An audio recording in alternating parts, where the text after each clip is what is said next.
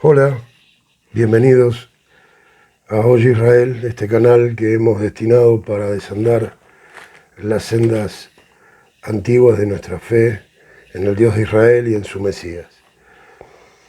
En esta ocasión, habiendo terminado la secuencia de clases relacionadas con el establecimiento del reino, quiero tocar ahora y abordar de lleno, porque están relacionados, la correcta doctrina del apóstol Pablo. Va a ser una secuencia de clases parecidas a la anterior enseñanza, seguramente va a demandar muchas más partes, básicamente porque Pablo es el autor de casi el 50% de lo que conocemos como el Nuevo Testamento, con lo cual fue tan profusa su pluma, eh, fue tan proveedor de doctrina, que va a ser necesario una secuencia mayor de clases a propósito del tema que vamos a abordar.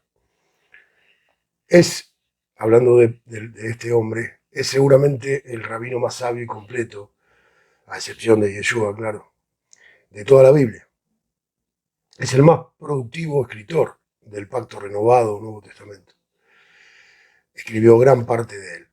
Pero sobre todas las cosas es el apóstol que más se ha malinterpretado y en base a sus cartas han creado la mayor desviación doctrinaria, pues se han basado en sus escritos para desarrollar aquella famosa idea de que venida la gracia se derogó la ley y los profetas. Para introducirnos en esta primera clase y entender la correcta doctrina paulina, paradójicamente no voy a empezar leyendo Pablo, los invito justamente a leer a otro apóstol, a Pedro. Quiero que, al igual que hicimos con las 4 clases del establecimiento del reino, todo lo que yo vaya a enseñar, usted lo verifique con las escrituras. Los invito a ver la segunda carta del apóstol Pedro, capítulo 3, versos del 15 al 18. Dice así: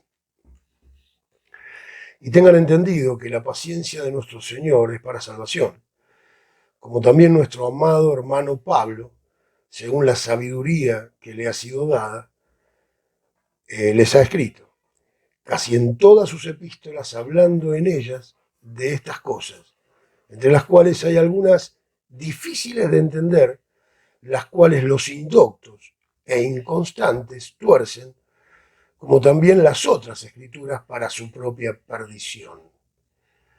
Así que ustedes, oh amados, sabiéndolo de antemano, guárdense, no sea que arrastrados por el error de los inicuos, caigan de su firmeza.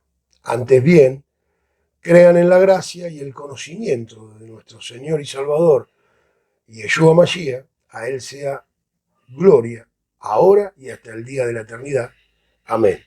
Así termina el apóstol Pedro la segunda de las 2 cartas que escribió. Y precisamente termina aconsejando a los creyentes crecer en el conocimiento de las Escrituras y considera para eso que es muy bueno que procuren leer a Pablo en todas sus cartas, considerándolo precisamente un sabio. Pero también nos dice que Pablo es bien difícil de entender y que por eso los indoctos e inconstantes tuercen lo que él dice para su propia perdición. Y tuercen no solo sus cartas, dice, sino que tuerce también las escrituras. Acuérdense, habíamos enseñado que las escrituras era todo el Tanaj, todo el antiguo pacto. Entonces, hermanos, señores, oyentes, los que escuchan este canal, Pablo es el único apóstol que viene precedido de una clara advertencia. En otras palabras, lean a Pablo, pero les advierto que les será muy complejo entenderlo, y si buscan entenderlo en base a otras personas, sepan que muchos, aprovechando la dificultad de entenderlo, han torcido, han desviado el significado real de lo que en sus cartas el propio Pablo ha querido enseñar. Les había anticipado, también en los primeros programas de este canal, que Pablo era el apóstol que la teología greco-romana peor había interpretado. Les dije también que la serpiente antigua, la de Génesis 3, sabía y le encanta predicar. Que el hombre suele creer la prédica de la serpiente, también les afirmé. Bueno, si existe un ejemplo bien claro de las mentiras de la serpiente, es en la interpretación que ha hecho de las cartas paulinas. Les anticipé también que la mentira primera de todas en la Biblia era creer que podemos ser salvos sin obedecer las instrucciones de Dios. Y es en eso en que la serpiente nos ha mantenido y nos miente e insistirá en mentirnos siempre.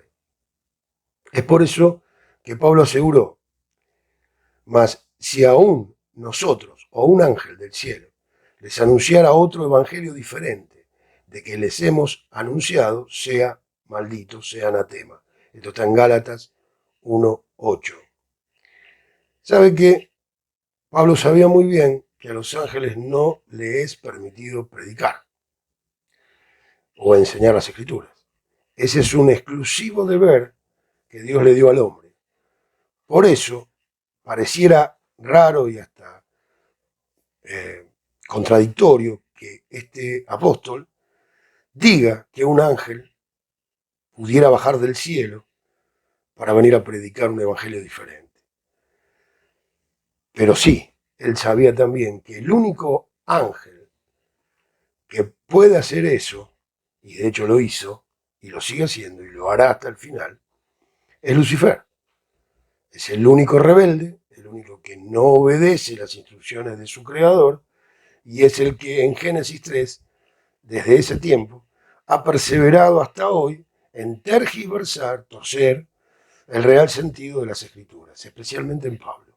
Lo hizo con Eva, lo hizo con el mismo Yeshua en el desierto.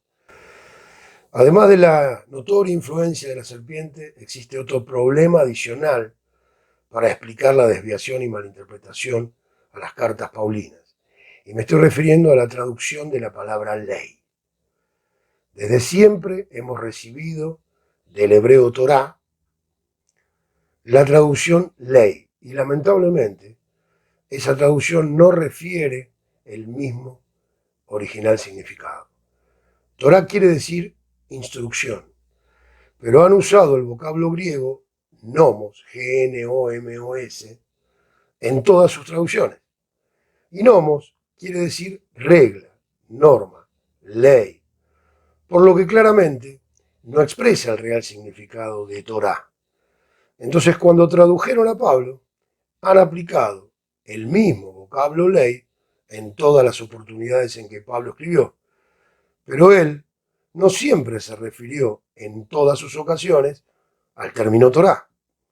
Y se llegó al colmo de que Pablo habla de 7 leyes distintas, pero todas ellas las hemos relacionado con Torá. Se las voy a mencionar y usted después búsquela, de hecho después la voy a desarrollar. Pablo cita 7 leyes distintas. Primero, la ley de Jehová, búsquelo en Romanos 3:31, Romanos 7:22, Romanos 8:7. Segundo, habla de la ley del pecado, Romanos 7:23 y el verso 25. Tercero, habla de la ley del pecado y de la muerte, Romanos 8, verso 2. 4. Habla de la ley del espíritu de vida, Romanos 8, verso 2 también. Quinto, la ley de la fe, Romanos 3:27. Sexto, habla de la ley de la justicia, Romanos 9:31. Y por último, la séptima, la ley del Mesías o la ley de Cristo, que está en Romanos 8:2 y 1 Corintios 9:21. Parece increíble, pero se ha llegado a semejante error de entender a todas esas expresiones como derivadas del vocablo Torá. Entonces, lo que voy a intentar en esta clase, que es la primera, y en las sucesivas, es poner a Pablo en el contexto. Porque, como expliqué también en las primeras clases de este canal, usted no puede extraer un verso, hacer toda una teología o una prédica o una enseñanza sin considerar ni en el tiempo histórico, ni en la ciudad, ni a quién está dirigida. Cuando uno agarra una carta, no importa si es de Pablo, de Juan o de quien sea, es muy importante, por ejemplo, saber cuándo fue escrita, en el saludo ver a quién está dirigida, en el contexto de la lectura darse cuenta contra qué se está peleando en ese momento, qué es lo que quiere decir, porque evidentemente todas ellas dan expresiones del momento cultural, histórico y geográfico en el que se escriben. Eso es lo que pretendo hacer para ordenar definitivamente las enseñanzas de este rabino, porque eso era un rabino.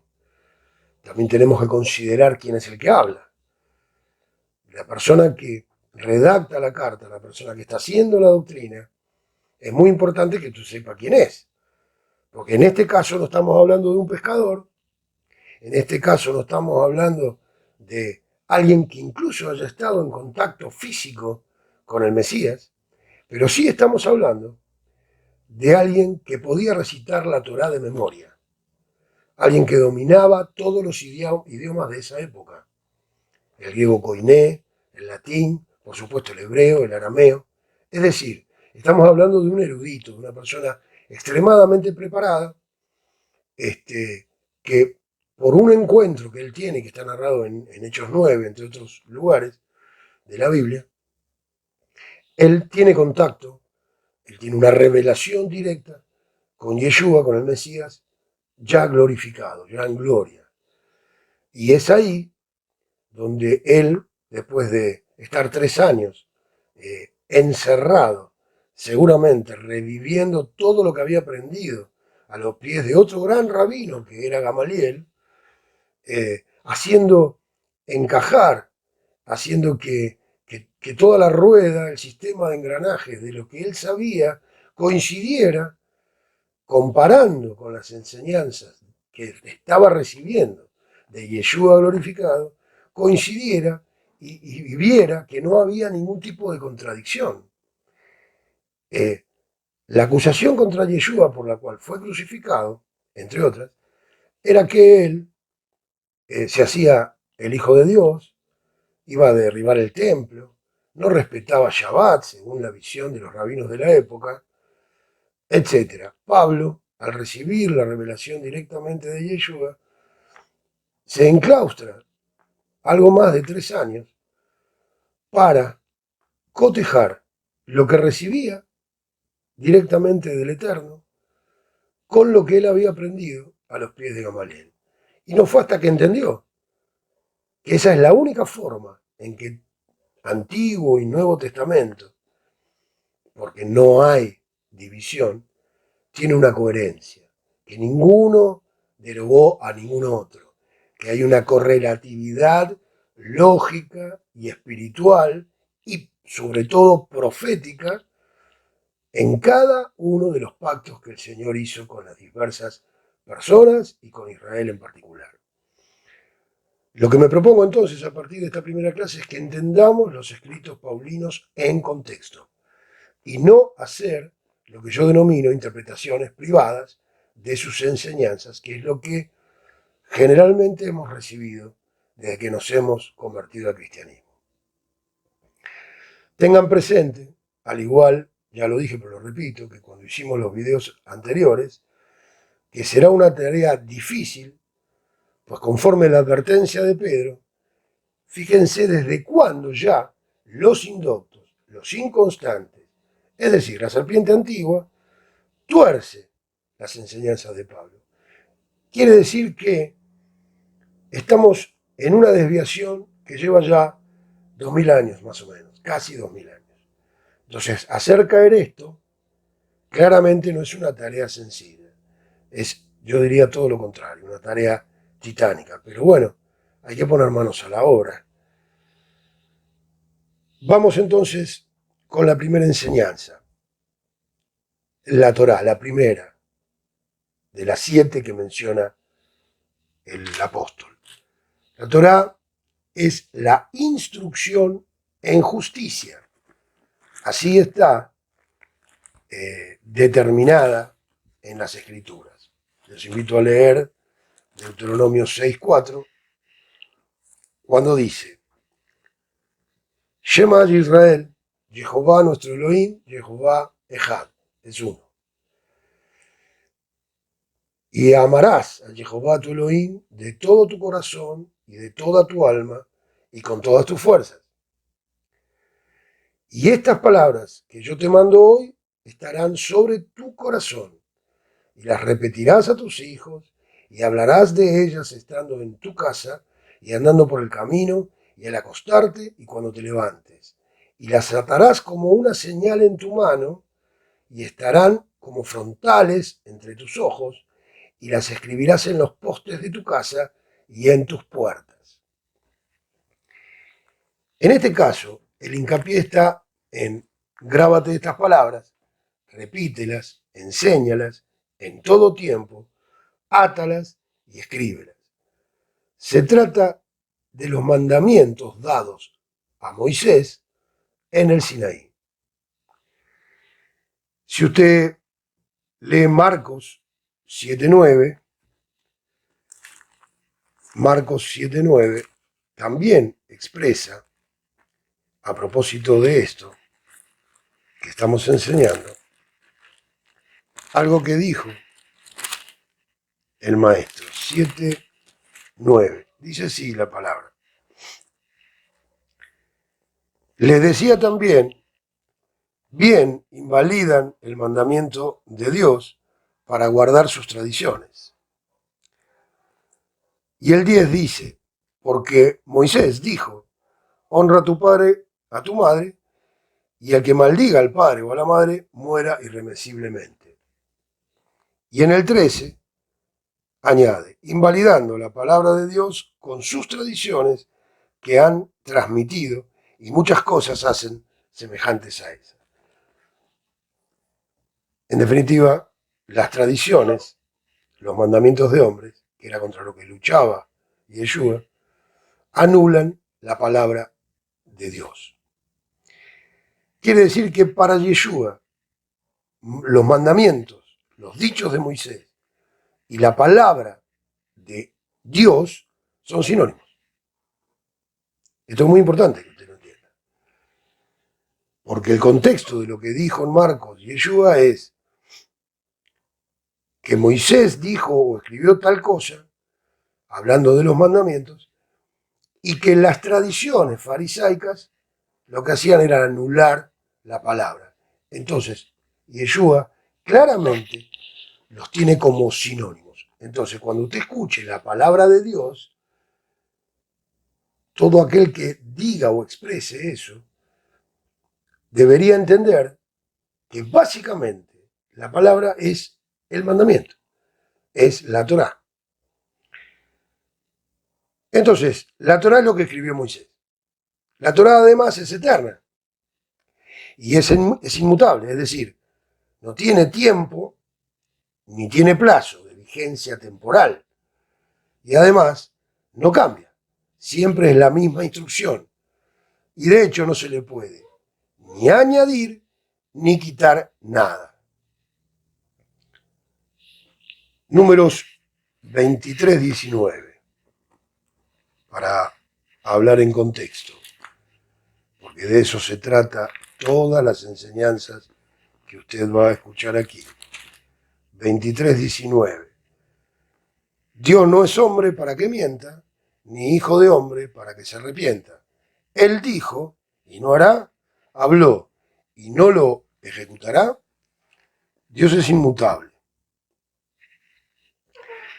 Y Juan dice en su evangelio, en el capítulo 1 y verso 1, en el principio era el verbo, y el verbo era con Dios, y el verbo era Dios.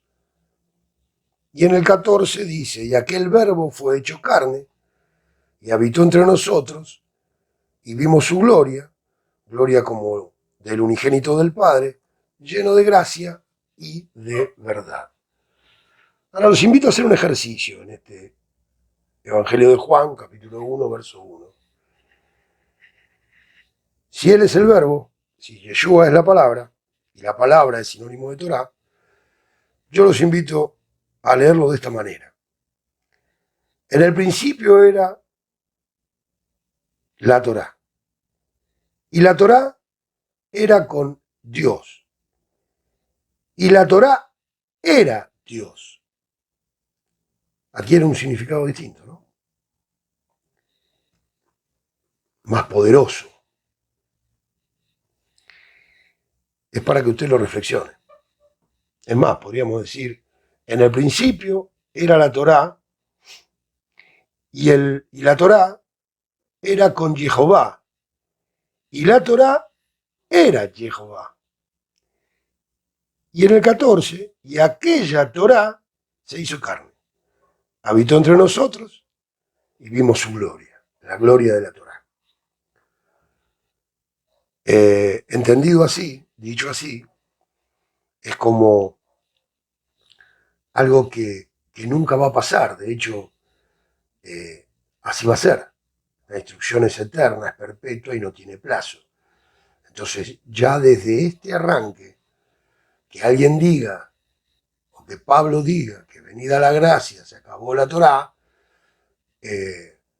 suena casi hasta disparatado, que un rabino, fariseo de fariseo, circuncidado al 8º día, que estudió a los pies de otro gran rabino como fue Gamaliel, pudiera, de sus escritos, pudiéramos extraer que haya asegurado que venida la gracia se terminó la instrucción. Yo estoy seguro de que es un disparate espiritual, de que es un suicidio espiritual. Y en Primera de Pedro, volvamos, fíjese que no estamos leyendo todavía al rabino Shaul, estamos leyendo a Yeshua, estamos leyendo el Tanaj, estamos leyendo a Pedro, así que esta es solamente la introducción para que usted pueda entender el contexto. Quiero que usted pueda entenderlo, el contexto. Primera de Pedro 1.23 dice, siendo renacidos, no de simiente corruptible, sino de incorruptible, por la palabra de Dios que vive y permanece para siempre. Es decir, confirmando lo que vengo diciendo, lo que la Biblia viene diciendo, no lo que digo yo, Pedro ratifica que la palabra vive y es eterna, y que produce en el que cree en esto una nueva persona, un renacer, un nuevo nacimiento, ¿sí? Veamos ahora de vuelta qué dice Yeshua refiriéndose acerca de los mandamientos. Vayamos a Mateo, cuando él enseñaba el Sermón del Monte, porque forma parte de esa enseñanza, aunque sea otro capítulo. Mateo 7:21. Dice, no todo el que me dice, Señor, Señor, entrará en el reino de los cielos, sino el que hace la voluntad de mi Padre, que está en los cielos. Muchos me dirán en aquel día, Señor, Señor, ¿no profetizamos en tu nombre y en tu nombre echamos fuera demonios y en tu nombre hicimos muchos milagros? Y entonces les declararé, nunca los conocí, apártense de mí, inicuos.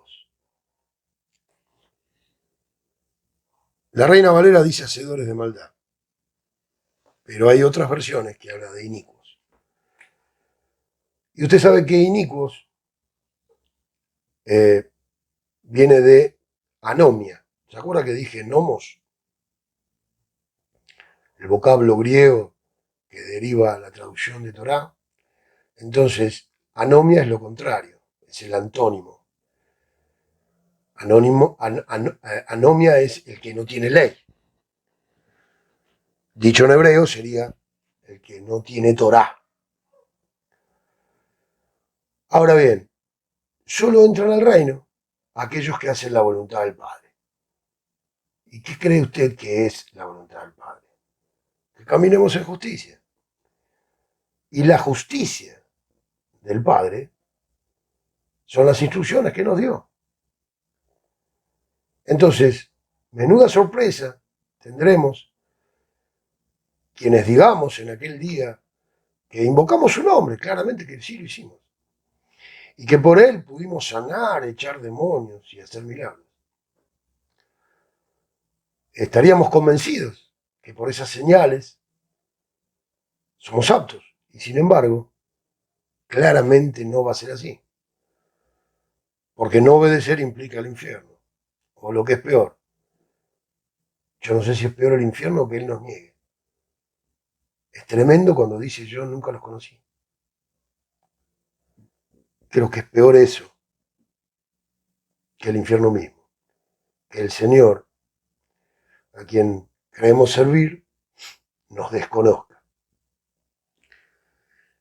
Y seguidamente, siguiendo con la misma enseñanza del Mesías, en el mismo capítulo de Mateo, a partir del 24 y hasta el 29, dice, porque es el mismo relato, la misma conversación, cualquiera pues que me oye estas palabras y las hace, le compararé a un hombre prudente que edificó su casa sobre la roca.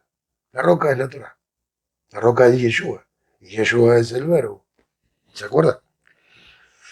Descendió lluvia, vinieron ríos, soplaron viento, golpearon contra aquella casa y no cayó porque estaba fundada sobre la roca. Pero cualquiera que me oye estas palabras y no las hace, le compararé a un hombre insensato que edificó su casa sobre la arena. Y descendió lluvia y vinieron ríos y soplaron vientos y dieron con ímpetu contra aquella casa y cayó y fue grande su ruina.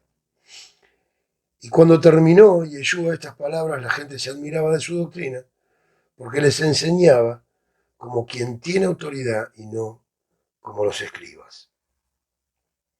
En el mismo contexto, insisto, continúa Yeshua enseñando exactamente sobre lo mismo y nos entrega esta parábola. Quien edifica su casa sobre la obediencia a las instrucciones, señalando a ese hombre como prudente.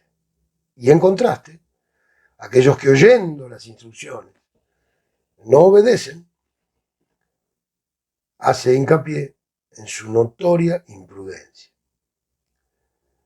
Entonces no se puede decir que se es seguidor de Cristo y no hacer lo que Él ordena, lo que Él enseñó. Pues lo que Él ordena es lo que Él es. Y esto es fuerte. Se lo repito, justamente. Lo que Él enseña es lo que Él es. Y Él enseña obedecer su palabra, obedecer sus mandamientos, obedecer la Torá. Cuando Israel en el desierto fue testigo de lo que sucedía en Sinaí, todos oyeron la voz del Altísimo, todos Shema. Pero salvo 2 personas, ninguno logró la salvación. Todos ellos murieron en el desierto a causa de los becerros y de no obedecer. No pudieron ingresar a tomar la tierra. Así será para todo cristiano que cree, pero no obedece. Porque como dijimos, Dios no es hombre para mentir, ni hijo de hombre para no cumplir.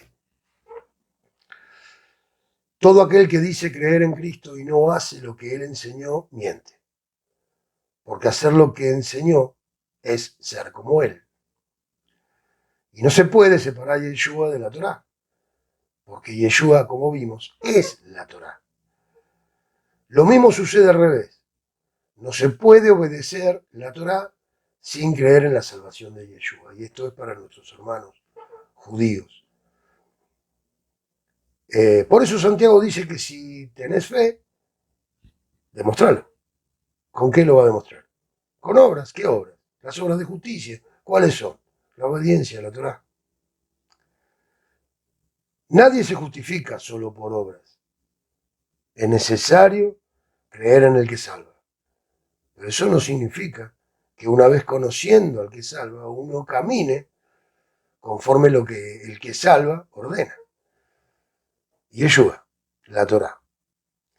Hechas estas observaciones, vamos ahora a desandar y conocer en contexto aquellas 7 leyes que le enseñé hace un ratito, que les señalé, que Pablo menciona. Para poder diferenciar, diré Torá cuando se trate del mandamiento.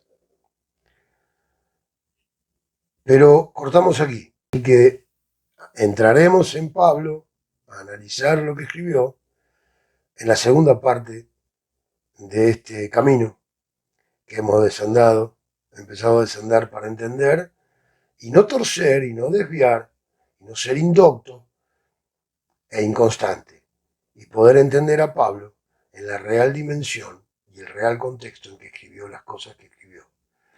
Gracias por escucharme, que Dios les bendiga. En el Bereshit, el verbo estaba, Él es Elohim, creador de todo. Un cuerpo preparó solo por amor. Todo lo creó para su gloria. Él es vida y luz y prevalece de su plenitud, gracia derramó. Yeshua Señor, eres nuestra gloria.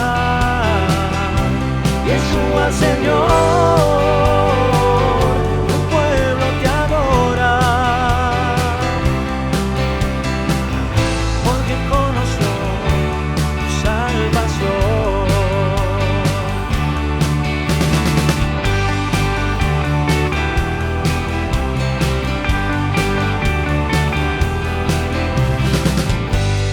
en su humanidad lo rechazaron. Eso no impidió que nos mostrara en su caminar el rostro de Dios. Yeshua Señor, eres nuestra gloria. Yeshua Señor,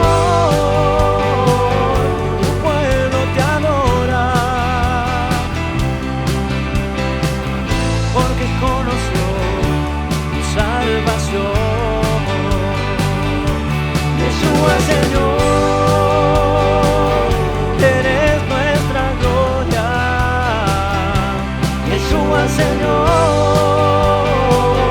tu pueblo te adora, porque conoció, es que conoció.